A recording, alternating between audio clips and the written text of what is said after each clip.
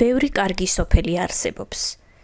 ვიცი, რომ კიდევ უფრო კარგი სოფლებიც არის, მაგრამ ვფიქრობ, რომ ჩემს სოფელზე უკეთესი არც ერთი არაა.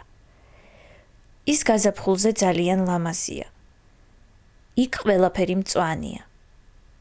მენატრება ჩემი სოფლის ლამაზი ბუნება, სუფთა ჰაერი. მიწის სუნი წმიმის შემდეგ. ზოგჯერ ახლაც მესმის ჩიტების, მამლების, ქათმებისა და ძაღლების ხმა. მე მინდა ხის ქვეშ ჰამაკში ყოფნა და წიგნების კითხვა. აპრილში ვიყავი სოფელში და ახლა ბევრი სურათი მაქვს. ბებიის და პაპის სახლი, ძველი ეკლესია, წყარო, ლურჯიცა და სოფლის გოგო ბიჭები.